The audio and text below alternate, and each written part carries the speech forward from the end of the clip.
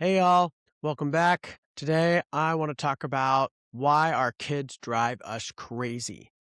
I've identified 4 major ways that our kids drive us crazy that are actually totally within our control, which kind of sucks to realize because then I can't blame her for driving me crazy, right? I have to just look at my own self. But it's also great because that means I can make it better. Like I don't have to change her, I can change myself and actually have her drive me less crazy. So my goal in sharing this is not to blame you or have you feel shamed like, oh God, my daughter's driving me crazy, it's all my fault. It's really to empower you to make the change you need to be more calm and collected with your kids. And also, I hope to help you realize that trying to blame them or manipulate them or control them to try to change their behavior isn't actually going to help and isn't as powerful as doing the real work on yourself.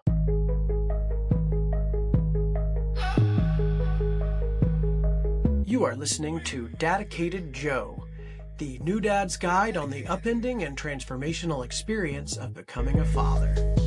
We are dedicated. So, number 1 reason, and this is a big one, kids mirror our energy. If we're stressed, they get stressed. If we're anxious, they get anxious. If we're angry, they get angry, right? They're just very, very in tuned to our energy. And so if we've had a long day and we're tired and overwhelmed, then, we're the last thing we want to do is deal with their bullshit.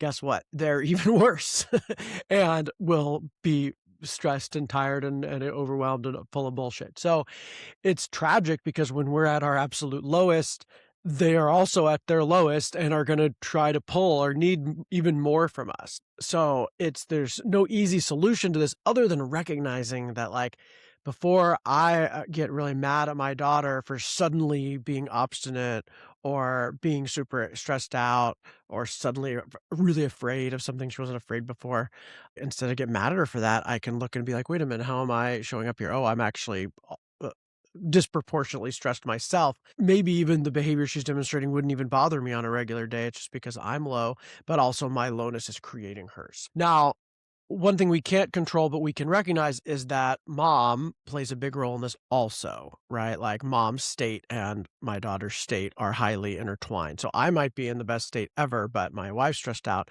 So therefore my daughter's stressed out. So, I can't control my wife or change her state necessarily. I can influence it. I can at least recognize, oh, if I can take care of my wife a little better here, that will help my daughter. And just at the very least, not get mad at my daughter for being stressed out or anxious or whatever it is when clearly it's coming from her mom.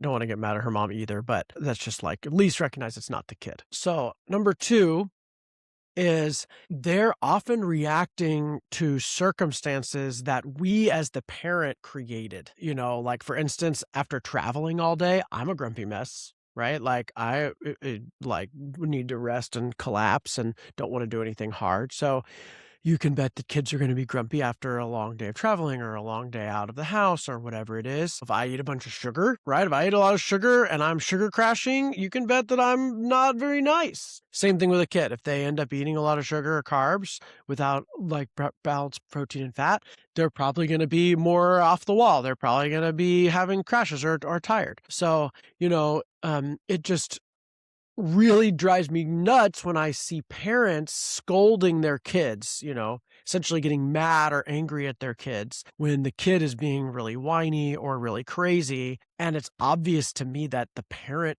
created the circumstance that's causing the kid to act this way, right? By letting them eat a bunch of sugar or keep them in a car cooped up all day, right?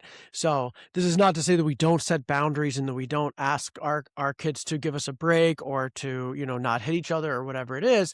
It's just like recognizing like, hey, I know you've been cooped up in the car all day. I'm sure you're tired. I'm sure you want to run energy around. This isn't the space to be super crazy. Why don't you go outside, right? Or like, hey, I hear you're upset. I also don't like it when you talk to me that way, but I get it. It's been a long day. Let's take a break. So just kind of having that compassion for the kid's response when we realize that there's circumstances that we created. No judgment if you need to take your kids on a long car ride or don't have the energy to say no to the sugar and let them eat sugar, right? We've all done it. I'm just saying, don't then also get angry at them for having the reaction that the circumstances created. Instead, just have compassion, understand it's a normal reaction, hold the boundary, but try not to shame them, and plan ahead to try to avoid that as much as possible. But sometimes it's unavoidable. But also have compassion for yourself that your choices might be causing disturbance. I'm not saying like beat yourself up and be like, oh man, I should have left me the sugar and how they're crazy. And, like don't do yourself up either. Be like, okay, I let them have the sugar. Now I'm not surprised they're acting this way. I'll do my best to support that and control it, at least control the consequences, is try to keep them safe.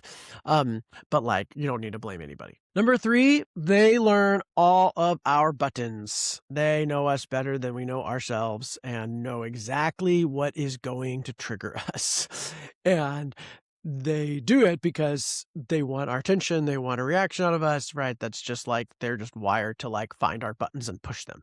So it's super annoying, but if we stop letting it bother us, they will actually stop doing it, right? Like they only do it because we care about it. And so this is a really tricky thing on how we like remove a button, how we no longer triggered by a behavior. Oh, we cannot fake it. They will know. You can pretend you're just fine with it and they will know, and they will just keep pushing it until you get the reaction. So, for instance, I'm often triggered by Della eating, or really not eating. My wife and I both have food issues, and so we're always like big on trying to get her to eat. And like, she just refuses to eat. She just like doesn't care about eating. Wanders around, like takes a bite, leaves, comes back. And it just drives me nuts. And the more I cared about her eating, hey, baby, it's lunchtime. You need to eat. Take more bites. The more she would just not eat because it just like, got her a lot of attention. And I tried to pretend I didn't care. Like, okay, there's your food. Eat it or don't, but she was watching me. She could tell every time she took a bite, I'd be like, oh, yeah, take a bite. And if she didn't, so I had to just do like a bunch of therapy on this, like I did somatic therapy, which helps train my nervous system to not respond to triggers anymore. And so I did the somatic therapy to the point where I didn't have a response to her eating or not eating. I truly just gave her food and said, eat it or don't, which is really what you're supposed to do. And she was eating better, like almost immediately. Like it was like night and day, like automatic. Just by changing my own response, she started eating better. Just as a lesson in like, if we can heal those spots in heal those buttons, if we no longer let them trigger us, they will stop trying to trigger us. Which brings us to number 4, which is some of these triggers aren't small things. They're like major childhood wounds. And I have a whole episode on reparenting yourself, like how we parent our inner children while parenting our children. I also have another episode on how we turn our trauma into power, like how we transform our childhood trauma and help that inform us to be better parents. So those are both episodes on this topic. But what it comes down to, the gist of it is really a behavior a kid's doing or a situation they're in may remind us of a traumatic or painful memory from our own childhood, whether consciously or unconsciously. And tragically, we often actually become the parent or adult that caused us that harm. We start acting like the parent did in that situation that caused us harm as a kid, and essentially pass that trauma and pain right onto our child. And this is such a huge opportunity for us to heal this spot in ourselves and then avoid passing it on and be free from this trigger forever, right? We heal this spot, we're no longer triggered at all. And so one big example is I got in a lot of trouble for making messes as a kid. My mom would just get so frustrated with me for spilling things, breaking things. And as a little autistic kid, rambunctious boy, of course, I broke things and spilled things. It's just every kid spills and breaks things. For some reason, she got triggered by it. Who knows? Maybe her mom did. And so because of that, now I get triggered when Della spills something. And I essentially act the same way my mom did. Like, you spilled, oh my God, what did you do? Why you gotta be more careful? Didn't you see that was there? And my daughter just like freaks out, like shuts down, like is so upset, that I'm like yelling at her basically for knocking over a drink or whatever it is. And like, that was, I hated that. I was like, why am I getting so mad? Like, don't cry over spilled milk, like literally, right? And so I did just a bunch of therapy on this therapeutic part. You did the somatic therapy and inner child work. on not shaming my inner child for making messes, because I do it to myself too. When I make a mess or spill something, I get really mad, and I'm like, "Oh my god, I can't believe I spilled it. What are you doing?" And so did a lot of work on that to the point where now when I make a mess or she makes a mess, it doesn't bother me. It's just like, "Oh, it's a mess. Let's clean it up. All right, here we go. Here's a towel. Let's clean it up. Here's how you clean it up." And myself too. Like I could permanently heal these spots in myself. And, so there's really cool tricks to do that.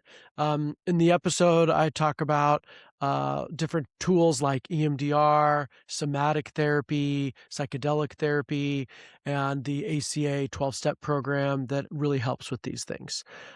So I don't know anybody that doesn't have some kind of childhood wound. So I really recommend some version of this work for all parents, but especially if you find yourself getting regularly triggered by your child, if they're driving you crazy, look at what situations they're doing and what the behavior is. And there could be an old childhood wound there. And if you heal that, they won't drive you crazy anymore. And they may actually stop doing the behavior. But even if they don't stop, at least it won't bother you. So again, I'm not trying to blame you for your children's actions, right? And I hope that you don't blame yourself either. I'm just saying that your reaction, the being driven crazy, the crazy feeling, is actually yours to deal with. And sometimes, a lot of times even, that reaction is not the kid's fault. Like that was something that we actually created. So I'm not saying you can't set boundaries, if the child's doing a behavior that is destructive, that you can't step in, or that even if they're upset and you can't handle it and you need a break, totally get it. That's totally fine. Just again, trying to avoid blaming or shaming them for upsetting you, and maybe that is on you. So again, it may not change their behavior, but at least it doesn't drive you as crazy, and it might actually change their behavior. But what I really just want to avoid is trying to blame or yell or punish a kid for a behavior that I'm unconsciously causing. So I hope this was helpful. Please subscribe to the channel so I can reach more dads. Share this with a parent whose kid might be driving them crazy. And let me know in the comments the last thing your kid did that drove you absolutely nuts. Thanks so much, and stay dedicated.